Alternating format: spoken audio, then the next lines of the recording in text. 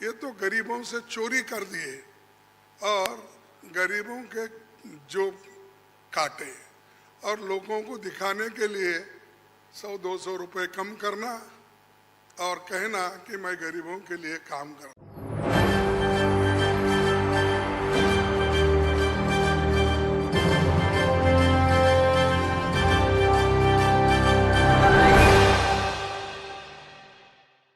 नमस्कार, मैं नाज़मीन खान और आप देख रहे हैं SPN 9 न्यूज़। विपक्षी गठबंधन की बैठक लगातार जारी है। मुंबई में कई मुद्दों पर चर्चाएं होती हैं और ऐसे में विपक्षी चेहरे निकलकर सामने आते हैं। अब ऐसे में यहां पर एक मुद्दा राहुल गांधी की तरफ से उठाया गया था, गौतम अडानी का मुद्दा। अब इसी मुद्दे को उठाते हुए कांग्रेस के राष्ट्रीय अध्यक्ष मल्लिकार्जुन खड़गे भी बहुत बड़ी बात कहते हुए नजर आते हैं।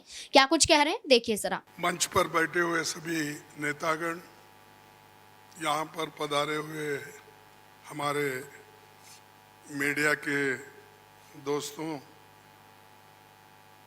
सारे नाम लेने की वजह से यही बेहतर होगा कि जो कोई इस स्टेज पे बैठे हैं सभी को मैं नमस्ते करते हुए अपना 4 शब्द आपके सामने रखूंगा। आज की ये जो बैठक हुई ये बहुत ही ठीक ढंग से सभी पार्टियों ने मिलके चलाया। इसका उद्देश्य क्या था ये तो उद्धव ठाकरे जी ने कहा है और हम इसकी कोशिश बहुत दिन से कर रहे हैं। जब मैं बेंगलोर में था उस वक्त भी जो वहाँ पर मीटिंग हो गई थी, इससे पहले पटना में हो गई थी, उसके पहले तैयारी के लिए हमने मेरे घर पर भी राहुल साहब और नीतीश साहब, तेजस्वी और हमारे पवार साहब सभी मिलके एक बार बात किए। उसका एक ढांचा बना। उसके बाद जो नीतीश साहब के पटना में पहला मीटिंग हुआ, उस मीटिंग में एक एजेंडा तय करने की बात हो गई और उसके बाद में बेंगलोर का हुआ। अब यहाँ पर मुंबई में आज सभी लोग मिलके अपनी बात को रखे और खास करके सभी को एक ही, सबका उद्देश्य एक ही है कि महंगाई को कैसा कम करें, इसके लिए कैसा लड़े, अनएम्प्लॉयमेंट के लिए कैसा हम लड़े।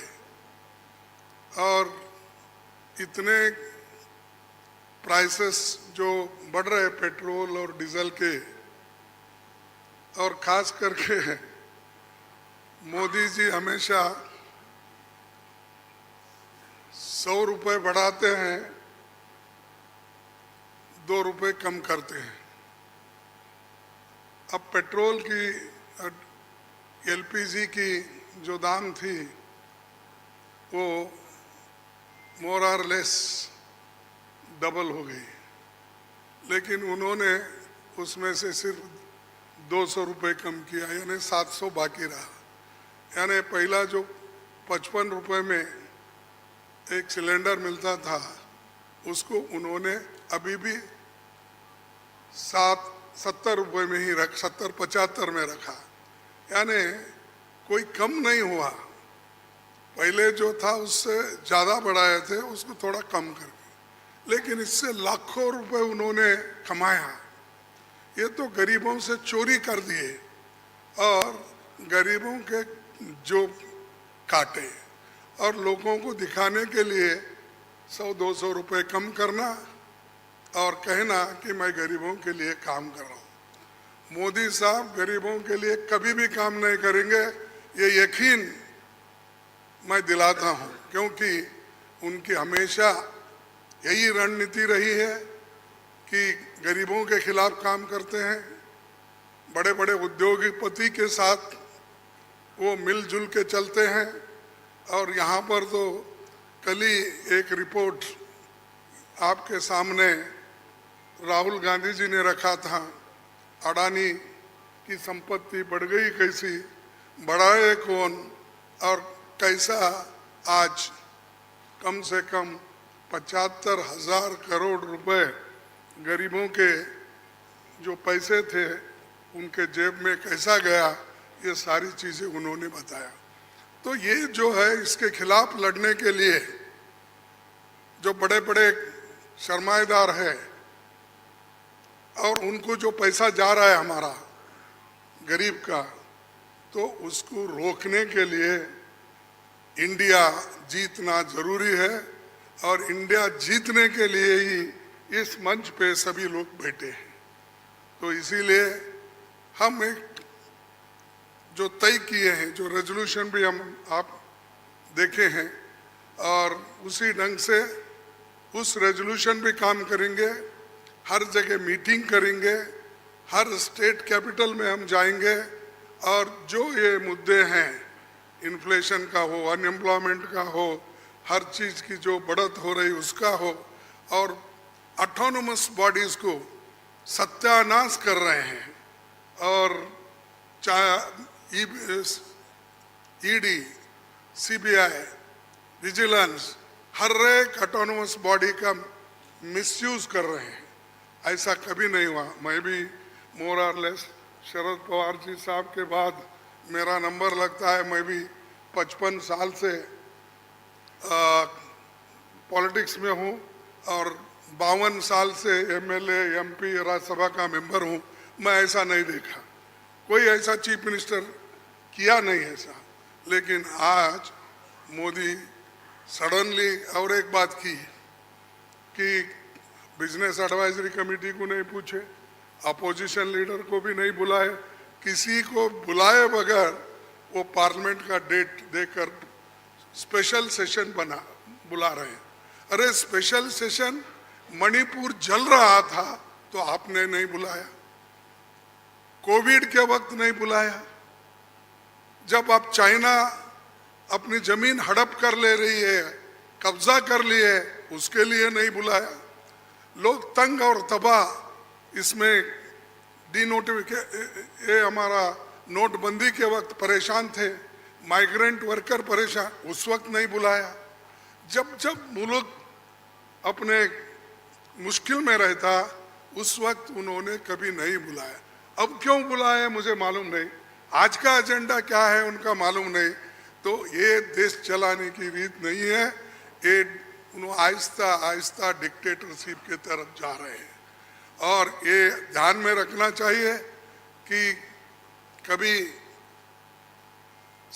वो मीडिया उनके साथ है, वो एक उनके दिमाग में है, प्रेस मीडिया हो, टीवी हो, ये सारी चीज़ें मेरे पास है, ये उनका कहना है। और हमको कभी कभी ऐसा दिखता भी है, माफ़ करो क्योंकि मैं ऐसा बोल रहा हूँ समझ के, आप गुस्से में आके हमारे खिलाफ मत लिखो। तो जो कुछ है वस्तु स्थिति, आपको भी मुंह को ताला लगाया, हाथ बंद दिए आपके भी लिखने के, ये सारी चीज़ें कर रहे हैं और आहिस्ता आहिस्ता डिक्टेटर के तरफ वो जा रहे हैं। तो हम इसके खिलाफ लड़ने के लिए, उनके विचारधारा के खिलाफ लड़ने के लिए, उनके जो कुछ भी ये करप्शन, बड़े करप्शन, उनके जो इंस्टीट्यूशनल करप्शन होते हैं, ऐसा छोटा मोटा करप्शन वो नहीं करते, लोगों को नहीं दिखना वो पूरा। लेकिन सीएजी रिपोर्ट में दिखाया है कितने करोड़ घपले हो गए हैं। तो उनका करप्शन इनविजिबल है और वो हमेशा अपनी बात ये कहते हैं कि मैं किसी को न खाऊंगा न किसी को खाने दूंगा। लेकिन खाने तो सबको दे रहे हैं, अपने को जो चाहते हैं उनको तो दे रहे हैं, लेकिन लोगों को भूखे मार रहे हैं, लोगों को कुछ नहीं दे रहे। तो इसके लिए हम आवाज़ उठाए और उसके तहत हम काम करना है। आगे भी हमारी कहाँ मीटिंग होगी हम तय करने वाले हैं, जल्द से जल्द वो भी मीटिंग होगी। और बाकी के जो विषय हम आपके सामने रखे मुद्दे, उनके ऊपर हम लड़ते रहेंगे, वो डराने की कोशिश करते हैं। हम डरेंगे नहीं, ये हमारा वायदा है और हम हमेशा लड़ते रहेंगे और जीतते रहेंगे। और आज मुंबई में जो हमारे महाराष्ट्र विकास आघाड़ी जो ये स्टेप लेकर हमको बुलाए हैं, उद्धव जी लीड लिए हैं और बाकी कांग्रेस पार्टी और एनसीपी सभी ने मिलके ये जो एक यहाँ पर कार्यक्रम रखा और बहुत यशस्वी हुआ, इसलिए मैं उन महाराष्ट्र विकास आघाड़ी के सभी नेताओं को धन्यवाद देता हूँ और आप सभी को भी मैं धन्यवाद देता हूँ, क्योंकि आगे की और भी मीटिंग्स हैं, वो डेट टाइम सभी बताएंगे और कहाँ मीटिंग हमारी होगी, बहुत से 5-6 जगह पब्लिक मीटिंग होगी, वो भी हम आपको बताएंगे और काम करते रहेंगे और मजबूती के साथ काम करते रहेंगे। इसको ढीला करने की कोशिश मोदी जी कितना भी कोशिश करे, हम वो डरने वाले नहीं हैं। इसीलिए मैं इतना ही कहूँगा कि उन्होंने तो हमेशा मोदी जी झूठ बोलते ही रहते हैं, लेकिन लोग उनको सच समझते हैं। लेकिन अभी भी मराठी में एक कहावत है, खोटा बोला पण रेटून बोला, तो ऐसा उनका है। इसीलिए सब झूठ बोलते जाते हैं, लोगों में भ्रम डालते हैं, तो वो सबको हमको एक्सपोज करना है, हम करते रहेंगे। धन्यवाद। जैसे कि आपने मल्लिकार्जुन खड़गे को सुना, अब यहाँ पर एक ही मांग होती है जेपीसी जांच की। एक मांग होती है कि करोड़ों की जो धांधली हुई है, जो हेरा फेरी हुई है, जनता का पैसा खाया गया है, आखिरकार उसका होगा क्या? क्या यहाँ देश के प्रधानमंत्री कोई जवाब देते हुए नजर आएंगे, या फिर इस मामले के तहत अब नरेंद्र मोदी और यहाँ पर गौतम अडानी मुश्किलों में घिर जाएंगे? क्योंकि राहुल गांधी के बाद मल्लिकार्जुन खड़गे एक बड़ा खुलासा करते हुए नजर आए हैं। अब ऐसे में देखना होगा कि क्या कुछ एक्शन इनके खिलाफ लिया जाता है, गौतम अडानी के खिलाफ लिया जाता है। जेपीसी जांच की जो मांग कही जा रही है, क्या इस पे कोई अमल किया जाएगा? क्या लगता है आपको? कमेंट बॉक्स में जरूर बताएं। धन्यवाद।